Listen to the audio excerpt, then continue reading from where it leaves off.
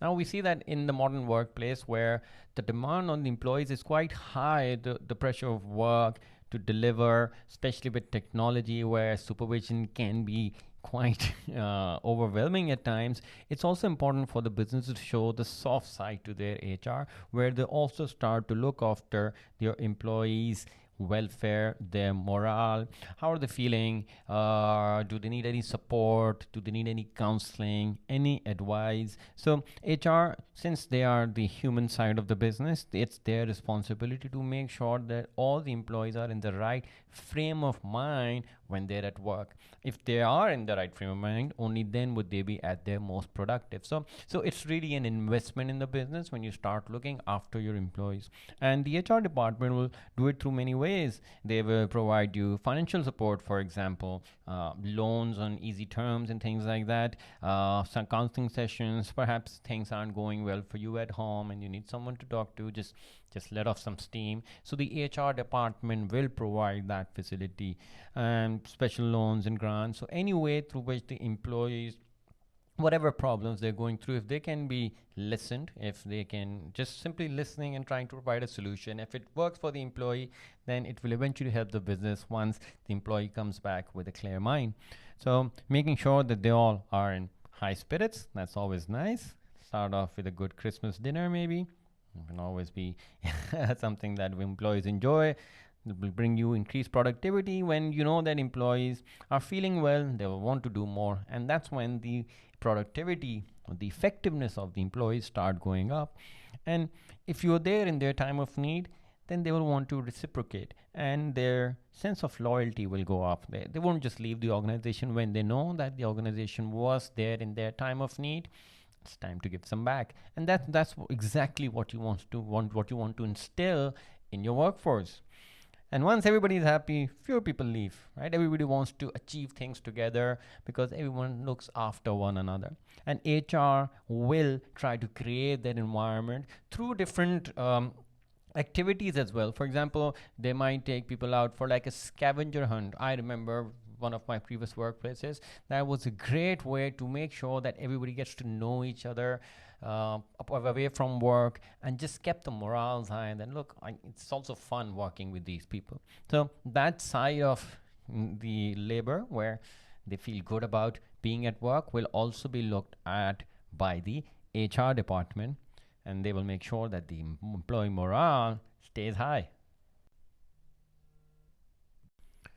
Now, another part of HRM is making sure that your employees are able to maintain a good balance between the time that they give to work and the time that they give to the rest of the things in their life. Now, we know that, with modern day and with more technology and this hybrid system since COVID, all the demand of workers on all levels has gone up, and with technology, you're able to supervise your workers more easily and things like that. But it's also allowed you to make some concessions for the workers and trying to make the job a little bit easier.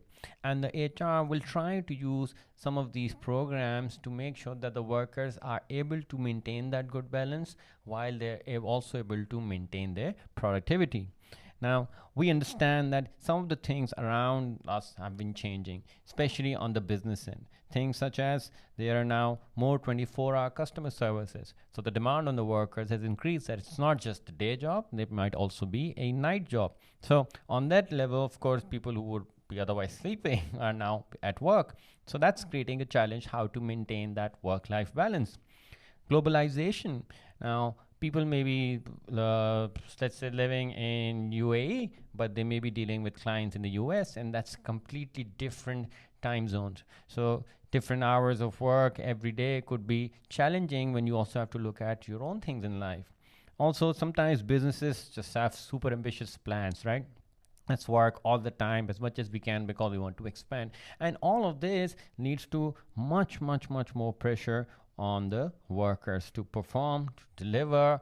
And if you don't meet the targets, then you may be let go. And nobody wants to see that eventually happen. So the workers will be obviously working as best as they can to achieve the objectives. But it's very difficult to maintain that balance if the work keeps putting you under pressure to perform.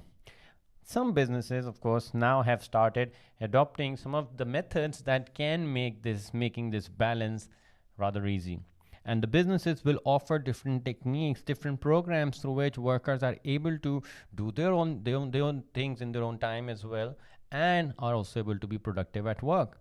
And one such way is remote working. This is something that we've really seen come to the fore since the start of the COVID pandemic, where if you can't be at your place of work, you can work from home remotely. So because of technology and software which allows such systems to operate, businesses are able to give their workers that freedom that, look, if you want to take care of a few things, let's say you have family over from somewhere and you won't be able to come in at work, then the work will allow the worker to maybe remotely work a couple of days of the week. You can work from home, the rest of the days you can come in. So just giving that concession to choose when they can take off and they can still be productive while being connected remotely, that's something that will allow the workers to at least maintain some work-life balance. Another way to do it is through something called a sabbatical period. Now, a sabbatical period is like an extended leave. And this usually happens when workers are just tired of work. They just need a break. They're nearing burnout. So they will agree with the business that, look, we're going for an extended vacation, extended leave. This could be for a 6-month period or even a year in some cases. And the workers aren't getting paid for this period. Okay, they're on leave, but the workers are guaranteed that you can come back to the same job whenever you're done, and that will only be offered if the employees are of real value to the business, of course. But once that whole period is over, they come back, they join back at the same position, and everything continues on from there.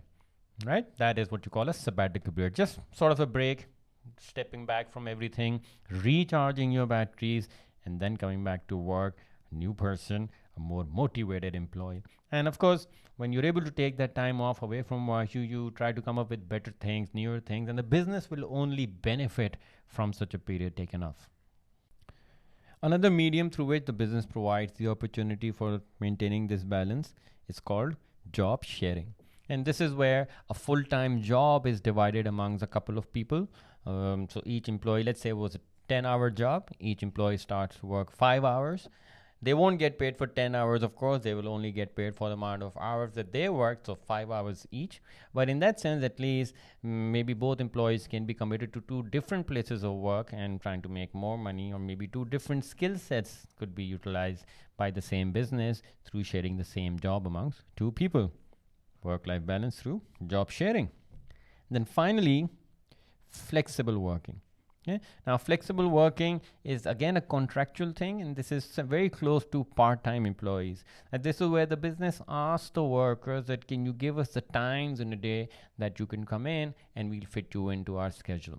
And now this is something quite common in the teaching industry, where people may be teaching in multiple institutions and they can give a couple of hours in the morning, couple in the afternoon. So that's where the business would really want to fit them into their schedule by offering them flexible working, so that they can look at their own other interests at the other times of the day. So again, 4 very different ways through which the business would like the workers to be able to maintain that balance, and it all has to do with having a fresh mind for the workers. The more relaxed they are, the more time they're able to give to their own things as well. They'll be coming back to work more eager to do well for the business.